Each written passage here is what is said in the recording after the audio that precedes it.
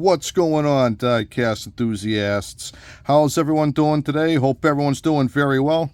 I'm doing very well. Thank you very much for asking. So anyways, man, we got something very special in this little container here for you. A little backstory. My friend Ricky went out and he ended up finding a bunch of toys on the side of the road for free, just given away, very unassuming of what was inside the plastic crate. So anyways, he goes, checks it out, comes home with a plethora of die-cast cars, and inside this plethora of die-cast cars are some real gems. So he calls me up and says, I found these old Hot Wheels cars. Do you know what they're worth? And I said, well, I don't know. So I go over to his house, we check them out, I pick out what I want, and then the rest he wants me to sell, get rid of, sayonara, see you later.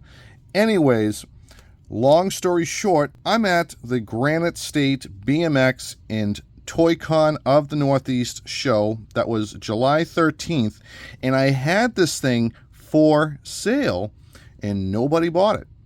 So, while I had this thing listed at $20, so John Chevelle comes over, and he goes, hey, you got this one priced a little low. And I said, well, what do you mean? So he educated me on this antique Hot Wheels, and he decided to give me a little pointers of what this car should be priced at. So why don't we open this up? I put it in the little baggie. Before I had it just loose in the container, but I figure the baggie will be a nice touch to keep this thing nice and preserved. So what this car is, this is a Dune Daddy. I mistaken this car for the Sand Crab because when my friend Ricky and I, when we looked this thing up on eBay, what came up was the Sand Crab, which would have a clear roof over it. But as we can tell, there is no chance of this being the Sand Crab. Now, Sand Crab and the Dune Daddy do look very similar.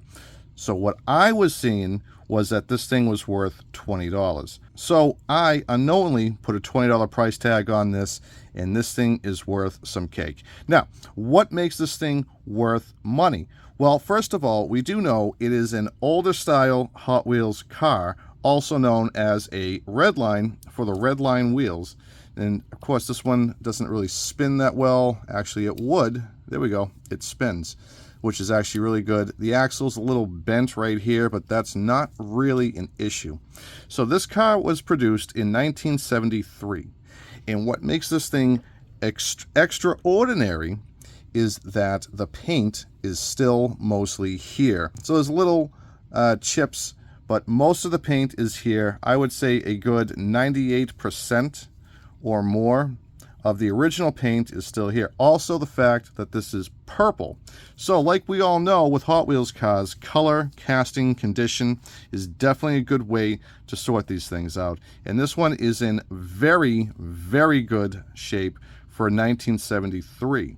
What makes this car very valuable is not just the paint itself, it's also the interior color.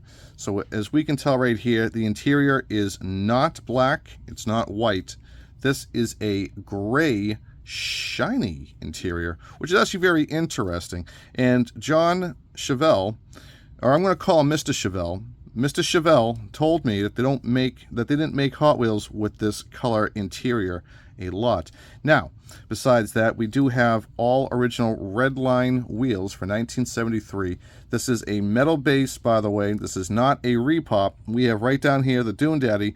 I mistakenly didn't even look at the base. I thought this was the Sand Crab. Dune Daddy, 1969, Mattel Incorporated, Hong Kong, U.S. patented, foreign patents pending. A lot of cars from back then were made in Hong Kong. So we have the metal base, the original rivets, the original base, the original tires, which makes this thing collectible as well. The paint is in very decent shape for its age. Maybe needs a little polishing going on, but I'm not going to touch it. And again, we have a lot of these played with marks, probably from rolling around in a bin or just wear and tear from children. So you want to know what makes this thing really valuable? And it's one thing. It's not the color. It's not the casting. It's not the tires. It's not the interior color. What else do we have left?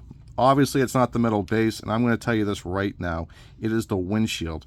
Mr. Chevelle told me that finding a Dune Daddy with an intact windshield is very, very rare.